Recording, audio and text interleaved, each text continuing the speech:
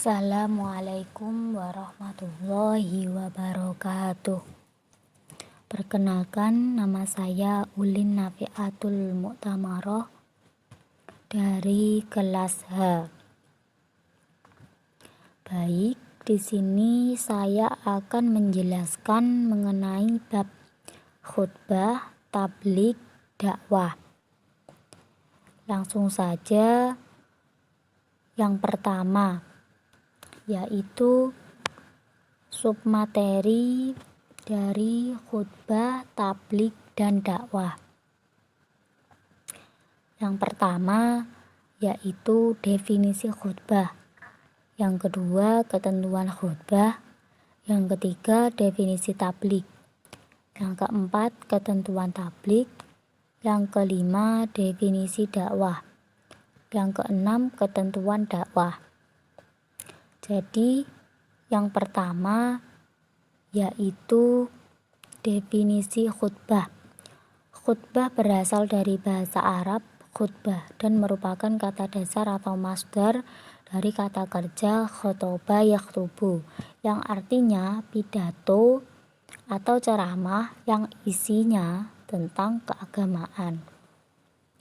Untuk khutbah yang diisyaratkan dalam Islam antara lain khutbah Jumat, khutbah Idul Adha, kemudian khutbah pada sholat istisqa, dan sebagainya. Kemudian ketentuan khutbah. Jadi ketentuan khutbah di sini yang pertama ada syarat-syarat khutbah. Syarat-syarat khutbah yang pertama ini untuk khotib Jumat ya. Contohnya syarat-syarat untuk khutbah yaitu khotib hendaknya suci dari hadas dan najis serta tertutup auratnya.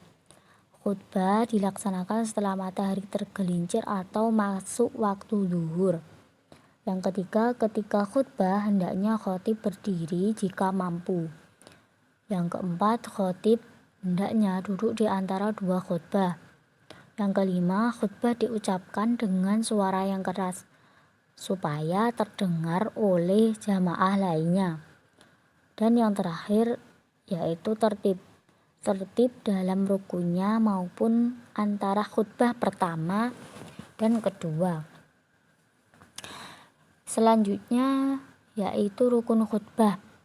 Di antaranya membaca hamdalah, membaca syahadatain atau syahadat tauhid dan rasul, membaca sholawat kepada Nabi SAW, kemudian berwasiat atau memberi nasihat tentang takwa dan menyampaikan ajaran akidah, ibadah, dan akhlak.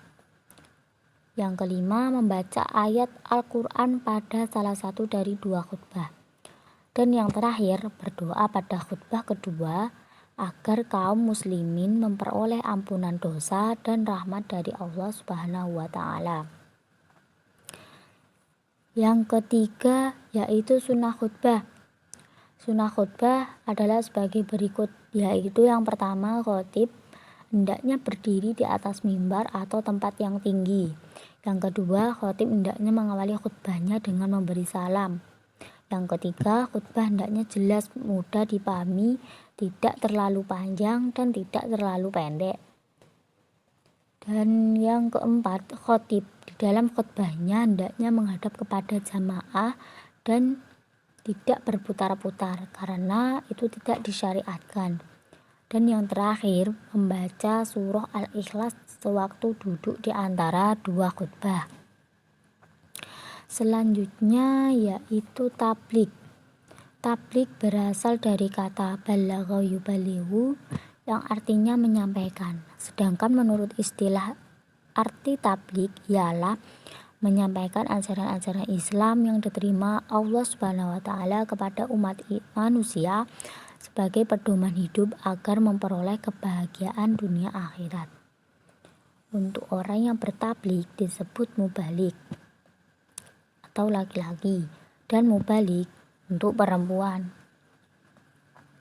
Selanjutnya adalah Ketentuan tabligh. Ketentuan tabligh yang pertama adalah syarat mubaligh. Jadi syarat mubaligh ini yang pertama adalah Islam, kemudian balik, kemudian berakal sehat dan mendalami ajaran Islam. Selanjutnya adalah etika dalam menyampaikan atau tabligh. Jadi di dalam menyampaikan ajaran Islam terdapat etika yang harus diperhatikan, yaitu yang pertama, bersikap lemah lembut, menggunakan bahasa yang mudah dipahami dan dimengerti, mengutamakan musyawarah. Materi dakwah yang disajikan harus mempunyai dasar. Kemudian menyampaikan dakwah dengan ikhlas dan tidak menghasut orang untuk bermusuhan. Selanjutnya adalah definisi dakwah. Ya, definisi dakwah yaitu kata dakwah berasal dari bahasa Arab yaitu da'a yad'u yang artinya memanggil, menyeru. Sedangkan menurut istilah syara, dakwah adalah kegiatan yang bersifat menyeru, mengajak dan memanggil orang untuk beriman dan taat kepada Allah Subhanahu wa taala sesuai dengan ajaran Islam. Untuk orang yang dakwah atau orang yang menyampaikan dakwah disebut dengan dai atau juru dakwah. Selanjutnya adalah ketentuan dakwah. Jadi ketentuan dakwah di sini yang pertama adalah syarat dai. Syarat dai yaitu Islam, balik, berakal sehat, dan tentu mendalami ajaran-ajaran Islam. Yang kedua, dakwah dapat dilaksanakan melalui ucapan lisan dan tulisan, baik individu maupun perorangan. Yang ketiga, metode dakwah ada 3, yaitu yang pertama metode al-hikmah. Jadi apa itu yang dimaksud dengan metode al-hikmah? Yaitu artinya penyampaian dakwah terlebih dahulu mengetahui tujuannya dan sarana dakwahnya. Selanjutnya metode al-mau'izah al-hasanah. Jadi al-mau'izah al-hasanah ini memberikan kepuasan kepada orang atau masyarakat yang menjadi sasaran dakwah dengan cara seperti memberikan nasihat, pengajaran, dan teladan yang baik. Kemudian metode mujadalah bi'allati ya ahsan. Jadi mujadalah bi'allati ya ahsan ini bertukar pikiran atau berdiskusi dengan cara-cara yang terbaik.